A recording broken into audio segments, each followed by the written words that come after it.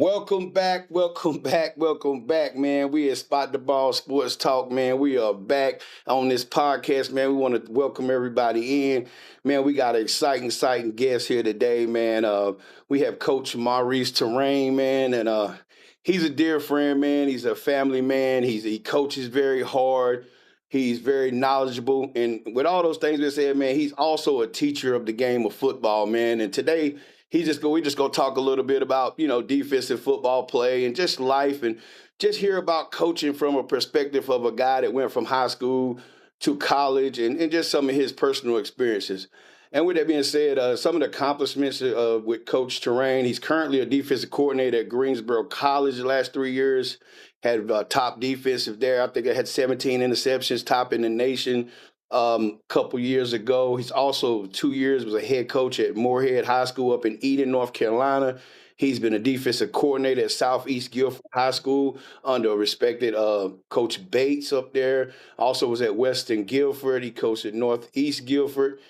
He was a defensive coordinator at Northeast Guilford also, and he also coached at Grimsley High School in Greensboro, North Carolina, another powerhouse school. And he was a wide receiver coach and assistant coach down at East Montgomery High School also, man. And like I said, man, we want to definitely welcome in Coach Maurice Torain, man, and we definitely looking forward to speaking with him. And just out of respect for you and your time, we're just gonna hit this thing running. Like I always say, it's 1st and 10. Now spot the ball. Now, Coach, I've known you for some years, man, and I've seen you in different roles. But the one thing you always bring is the juice, man. It's the juice. Where would you say that the juice came from?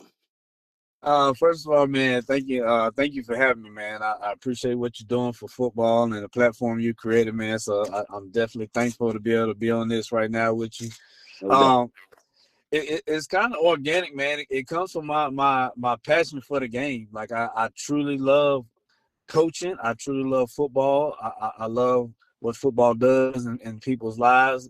And it's just organic. And I truly believe that the kids, you know, love it because it's real. It's real doubt. passion, and if you juices, you useless. Useless. You know what I mean? So, No so doubt. and that's how I choose to coach. Football's hard, you know, Yeah. but it's also rewarding, and I just love doing it. I love developing and my passion. I try to every day that I come out there. I'm blessed to do it, so I try to do it with passion. So Oh that's yeah. kind of where it comes from. It's organic. It's nothing that I fake. It just comes out. So, Coach, just really quick, just elaborate more. So, do you think that kind of energy, which you've been coaching for a while now on different levels, do you think that juice and that energy that you bring, does you think it's contagious? I most definitely do. It's you go out there some days and you know it's just gonna be one of them dog days and you gotta bring it because if you don't bring it, the kids gonna feed off you. And then and vice versa, you get it from the kids. So I definitely think it's something that's contagious. It bleeds into the coaching staff. If you got the right people around you, it bleeds into part of your football team, becomes the fabric of your football team. You know what I mean? So I definitely think it's contagious. Given the right person doing it. Yeah, no doubt. Now, that definitely is a great point right there because sometimes things are about fits also. So, Coach, as we move a little forward here, I mentioned earlier that you're a defensive coordinator at Greensboro College. How would you say your time coaching in high school kind of helped develop you prior to you moving up to the college ranks?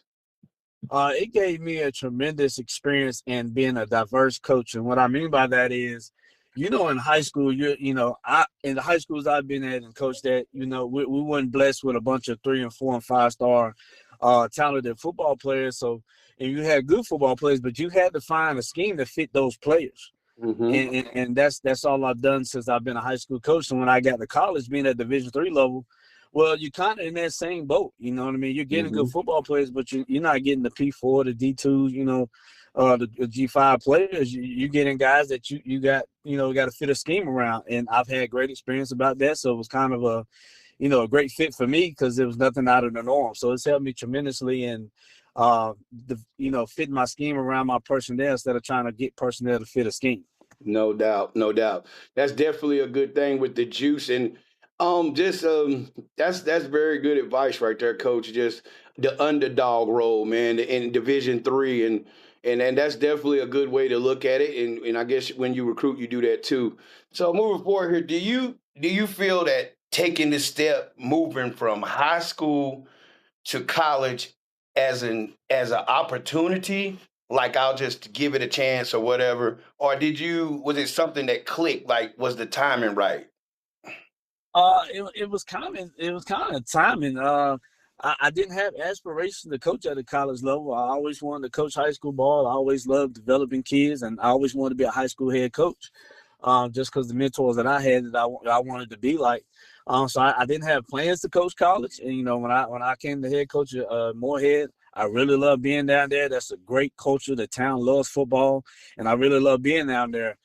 Towards that last year, me being there, from family reasons, I wanted to kind of be closer to home, and spend more time with my son as he was getting older.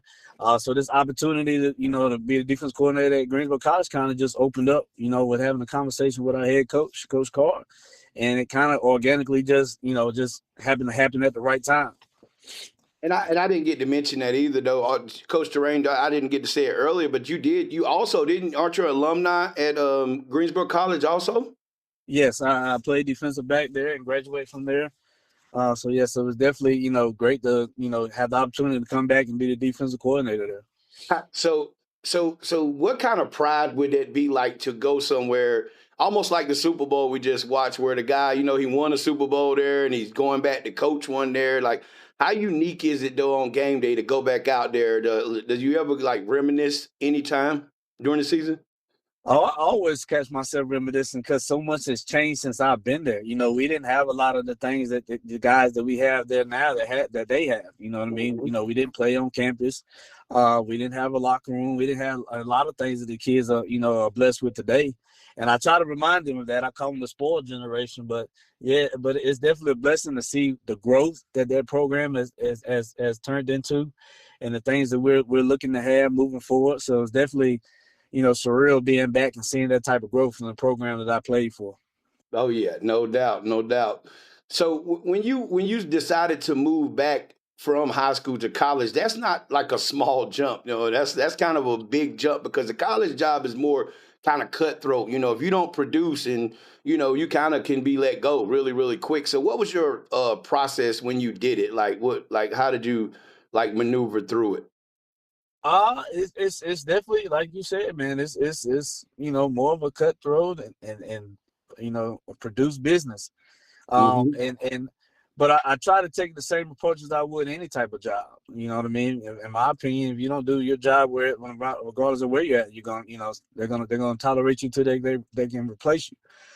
So that's why I kind of attack the day every day and make sure I give 110 and make myself as valuable as I possibly can. And just being there for the kids and doing my best for them. And the rest is in God's hands. Oh yeah, no doubt, man. That is a great, great approach to coming to something. We're looking at it in that attitude, like well, if I do my job, regardless of where I'm at or what I'm doing, kids play football, especially at your level. You may not have no NFL guys, but if they can develop that mentality from you, coach, that is awesome. That passion leaking into them, and they go out into the workforce. That's just great coaching. That's great life skills. That's just great all the way around. So that's very good by you, man. Greensboro's definitely got some good things going on up there. Um, if you had to give some advice, what would one thing you would tell a coach that is about to take a college coaching job from high school? Biggest advice I would give that I wish somebody gave me was don't overthink it. Don't overthink it. Football is football. Scheme is scheme. Power is power. 425 is a 425. So don't try to reinvent the wheel. Do what got you there, and stay true to what you do. When I first got the job, I kind of went away from what I was known for doing, and it kind of didn't pay out the way I thought it would. And so I kind of reevaluated myself and went back to what I know, what I love to do, and we've had success ever since. So my advice would be do what got you there. Don't try to reinvent the wheel. Don't be somebody you're not. Be you. Hmm. No doubt, no doubt. So what? when you guys recruit guys and you recruit, and a lot of players may listen, parents may listen. We got all kind of different listeners from all around the country. When you recruit a player, what specific traits are you looking for in a player that don't show up on a highlight reel? Like something that's not an athletic trait. Like what is something you look for in a player you recruit at Greensboro College? Believe it or not, and it's definitely something that I've started really paying attention to since I've been coaching college. Do they listen? And what I mean by that is if I message you, if I call you and I say, hey, I need you to get this done and this done and this done so we can get you on a visit, and you do those things, boom, boom, boom, right then and there, that's a guy that I'm going to really, pay attention to and keep my eye on and recruit because he's about his business. You know what I mean? But if I got to text you and continue to call you and say, hey, man, did you get this done? Hey, man, need to get this done. Well, you're going to be the type of kid that when you get on campus and you come here and play, you're going to be the guy that we're begging you to, to get the class, or why you're not showing up the class, why you're not getting this turned in. It all correlates. So the biggest thing I look for is, do the kid listen? You know what I mean? And that correlates with, on top of that, is he coachable? Because if he listens, he definitely should be coachable. But if he can't listen and follow simple rules as far as in the recruiting process, then he's probably a kid that if you get him, he's going to struggle when he gets on campus. It's definitely a little bit different at that college level. And I've had people that talk to me about, well, he's kind of on the fence or this and that. And I said, listen, it's a whole different level at that level, though. And I think I like that you keep it real with the kids and you let them know and you pay attention to those things. I've been very intentional myself of late in 2026, and I said everything matters now. Everything matters. So that is definitely a great way to look at it. And I know recruits will be happy to hear that type of thing. Um, how do you handle conversations with parents, man? I coach in high school now, and I've coached at a lot of different levels. So, how do you handle a conversation with a parent during the recruiting process? The biggest thing that's always helped me in as a coach, because I believe in no gray area, and what I mean by that is I'm going to tell you the God honest truth. It's no hidden agendas. It's no, I'm not trying to sell you a car. I'm going to tell you the truth. And I take that same approach when I talk to parents. I tell them the truth. I tell them what I like about their son and where I see them fitting. But I don't lie to them. I don't promise them playing time. I don't promise them a jersey number. I tell them all the time, if this is a place that you think you're going to be 1 year and hit the portal, that's not a dream, but, it doesn't happen like that, and I try to explain that as much as I can, and I tell and just be honest with them, who we are and what we're about. If you want a coach that wants to take care of your kid and grow them as a man, then we're the type of program you want to be at. But if you're looking for somewhere where it's just football oriented and it's nothing about life, then we're probably not the best place for you. So just being truthful about the process and where you see them fitting. Great. Hey, that's definitely. I think I've heard like Nick Saban and other coaches like that. It's great. They just tell them, man, hey, we can't promise you anything. But a lot of people respond to that. True football players or true dogs, as they say, they respond to that because they know if they work and they earn it. That's just the kind of player that you want in your program. That's definitely a good thing to look for in players. So, Coach, being a defensive coordinator in college, and we talked a little bit about how your style and how you had to adjust.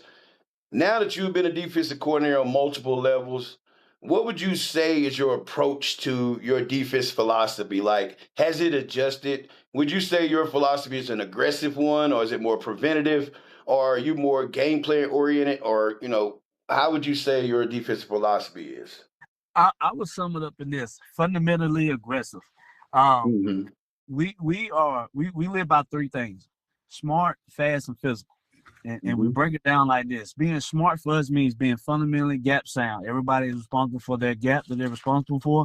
We're going to play with numbers on the back end, and we're going to keep everything in front. We're going to line up right. And then when you talk about fast, for us, fast means relentless effort. We drill that. That is part of our daily drills, when we practice. We incorporate and we harp on running to the football with bad intention. And then the physical part, we want to be physical when we get off blocks. We want to be physical when we tackle people. We want to be physical when we take the ball away. And we truly believe those things will beat a lot of teams, because a lot of teams that you find that, may not put in certain, time into being fundamentally sound in certain areas, Mm-hmm. or they rely too much on scheme instead of just the fundamental part of what they need to do. I tell guys, one thing that I've learned to do as I've grown as defense coordinator: drill your scheme, Mm-hmm. and you'll be surprised how many people like don't do that. Yes, fundamentals are fundamentals, but make sure those fundamentals correlate with what you want to do schematically. Yes, yes, yes. That goes into probably having a good coaching staff that's on the same page also. And I mean, and you got to be one team, one unit, all the time. That's great advice right there, Coach. That is definitely. So, as a defensive coordinator, and everybody, offensive coordinator, defensive coordinator, all coaches have to make adjustments. What is one thing as a defensive coordinator that an offensive unit can do versus your defense that kind of just can like drive you crazy or make you feel helpless? And when this happens, like what adjustments do you look to make first? I wouldn't say some some schematic. It's just sometimes when you prep and you game plan and you get to Saturday and you put all the work in, and then sometimes it's just not your day. And and, Hmm. and when it's not your day, you just feel helpless because it's like it doesn't matter what you call. It's just they just they got a one up on you that day. So just being in those type of games, it has one of those moments where you kind of feel helpless. But I also use those moments also to show accountability. What I mean by that is I make sure my guys know, hey, I'm in this with you. You know what I mean? My head is up. I'm in this with you. I'm taking on the chin. Because at the same time, you got to show them how to win like a man. You got to show them how to lose like a man.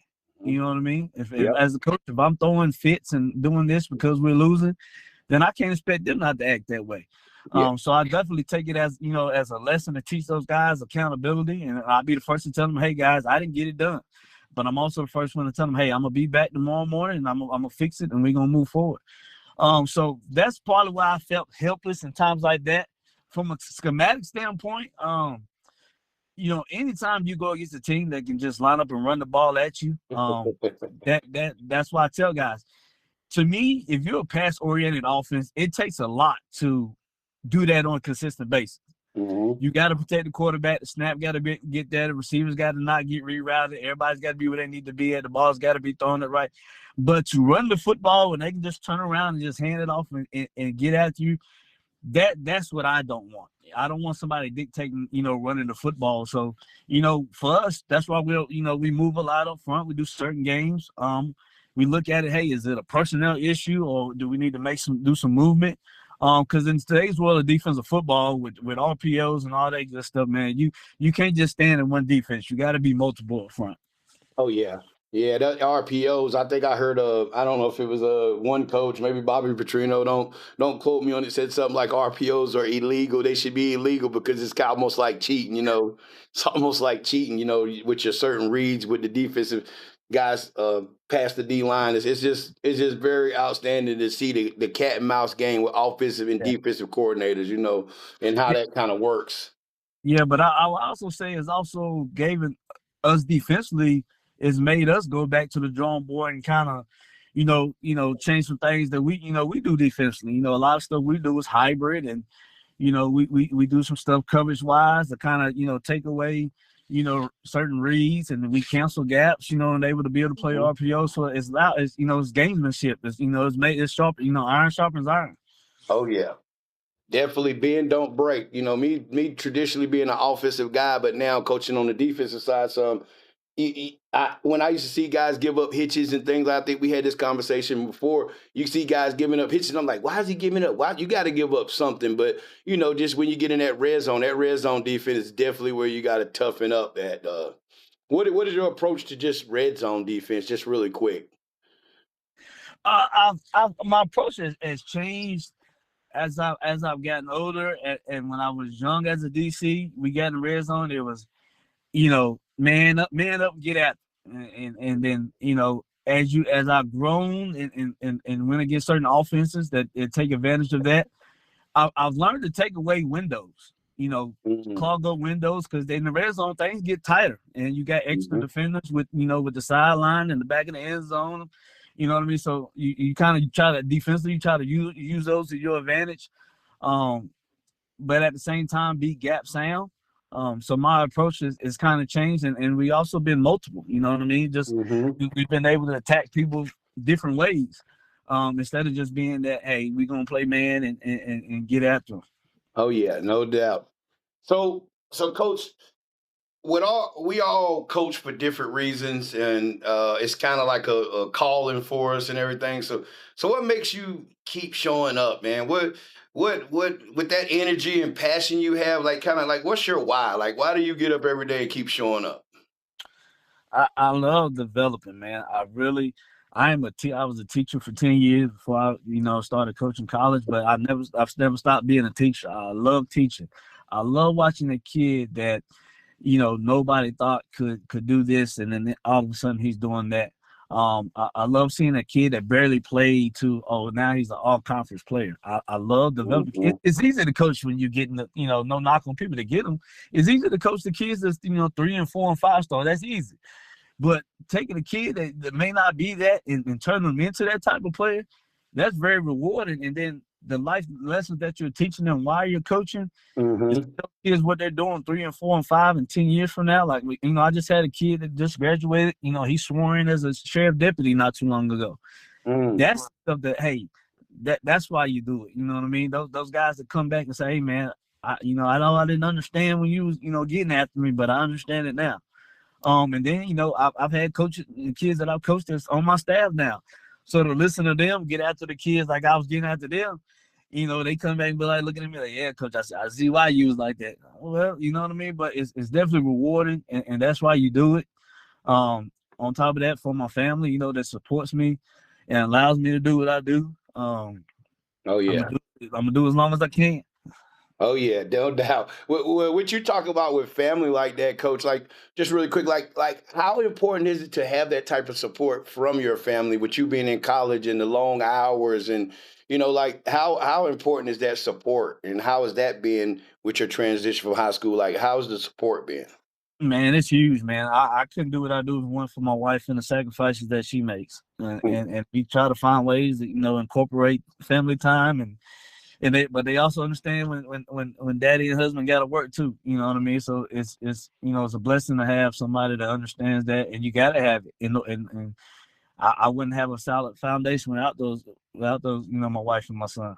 So just with telling a first year coach with that, he probably that definitely have to get into a conversation with his loved ones and everything, and make sure they understand the type of commitment. I know that much. Yeah, most definitely. But also, I've also learned ways that, hey, and I heard Bruce Aaron talk about this. The work is gonna be there. The work's not going anywhere. So definitely don't consume yourself with it. Um, because that can become unhealthy. Make sure you take care of yourself and create time for your family. You know what I mean? Because Hmm. this means nothing what I do on a football field if I'm not able to do what I need to do at home. So Mm. I'm on both ends of that. So I'm not you know what I mean. I'm gonna do this and grind all day and all night, and then leave nothing for my family. You know what I mean? So, because the work's gonna be there the next day. You're not gonna get it all done in one day. So make sure you create that fine line between, hey, when I get home, it's family, and I tell my kids that all the time. Hey guys, I'm yours from this time to this time, but after this time, I'm dad and I'm husband, and you know what I mean. And Yep. unless it's an emergency, from somebody building burning down, you know what I mean. Don't call me. No um, doubt, man. When I was in college, man, I had Danny Hope. I think he's down at USF now. He took over for Sean Clark, who's my GA at Louisville, and he was at his wife would call and he would be on the phone. We'd be having 2 days. He'd be like, "Don't call me. I'm coaching football," and he'd hang up the phone. I don't know if he literally hung up, but it was kind of wild how he used to do that, man. That was great times, man. So usually, with you recruiting guys, and guys sign, and some guys sign early, some guys sign later. After a guy is signed and he's recruited and committed to you guys, what do you usually tell a recruit that is committed and that will be coming into camp with you guys in the fall? and you're gonna love this, coach. I tell them to run track, run track, run Okay. track. No doubt. For one, you're not gonna get that type of competitiveness that that you'll get just doing certain trainings and stuff like that. Go be competitive. Go, go run track, man, and compete and still be a part of a team. And Mm-hmm. in the summer, man, run. You would be surprised how many kids come into camp, not in shape. And unfortunately, on the Division III level, we don't get them until it's time to report to camp. So we're hanging our hat on a lot of what they do in the summer, and we can't be a part of that. So I tell kids, make sure you're running, make sure you come in shape. You know what I mean? You're doing 1-on-1s and 7-on-7 is not gonna get you in collegiate football shape. I'm Mm-hmm. telling you now. We get kids all the time that, yeah, coach, I'm doing 7-on-7 and I'm no knock on 7-on-7s, but then they get in camp and they don't make it the first week. You know what I Yeah, mean? that is tough. Now, coach, could you say that with you being at the Division III level and not four stars or 3-star guys and these big time recruits, do you think that some guys may kind of take your level of football as not as serious, maybe just a little bit? Maybe they didn't get the offer they wanted from a bigger school and they think, oh, I don't got to do as much. I can just show up at Greensboro College and just be good. Do you think that happens? Have you ever encountered that with your couple Yeah, of 3 years at Greensboro College? Coach, I've encountered it every year that I've been there, and as a player, what I mean. Mm, I'll say as a player, we've had guys transfer from big schools, and I joke with my kids. I say my defense coordinator told me he was going to out recruit me every year, and he tried to, but the mistake that them kids make, that Division III is still good football. It's some football mm-hmm, players in Division III, mm-hmm, and the kids that come in and make that mistake, they either two things: they adjust really quickly and understand what it is, or they don't make it. And I hate mm, to say that, but they come in with the wrong mindset. And I try to be as transparent with them as possible. That's part of our first defensive meeting that I had with the kids. You know what I mean? yeah. Um, and some get it and some understand it. Then in this generation, you got something like coach just talking, and they had to find out the hard way. But yes, you get that a lot in Division III, man. Or you get you get the, oh, I'm gonna go here 1 year and then I'm gonna transfer up. And we try to tell them and educate them. It doesn't work that way. Um, not say that it doesn't happen. Kids don't jump, but it's a process. Mm-hmm. Yep. If you're not developed perfectly, your mindset, it's just different. The grass is not always greener. A lot of kids don't investigate it as much as they should, but that's probably a whole nother conversation with that NIL deal and that Porter deal. And we will look at it and we'll probably get back together on a conversation on that, especially from your level. And you guys have got some great things coming up, and we'll definitely get back with you on a conversation on that. Because I can see where at your level, if you as the program grows and continue to get better, I could see guys bailing out after, as with the success of the program, the overall organization, and the notoriety, guys just wanting to leave like that. Well, coach, is there anything else that you would like to, say or anything? We definitely are happy to have you here, man. I just definitely wanted to get a quick conversation with you, but we definitely will be having you back at Spot the Ball Sports Talk, man. And we're definitely excited about, this conversation and this knowledge and, getting Greensboro College out there, man. I've been to several games and the passion you guys have there and the wins, the scoreboard don't always say what's really going on there, guys. If you told me about some of the facility updates, man, and we'll definitely get back on here and we'll talk more about those type of things. But I just wanted to get you in here and have a great conversation with you. And once again, man, thank you for coming to Spot the Ball Sports Talk. And we'll let you get back to your valuable time, man. And we really do appreciate you coming through, Coach Torain. Yeah, man. I definitely appreciate you having me, man. It was a pleasure, man. Just everybody remember, man, if you're useless, useless now. No doubt, man. All right, Coach. Well, you take care of yourself, and we will touch back base with you. All right, man. You have a good one. Thank you.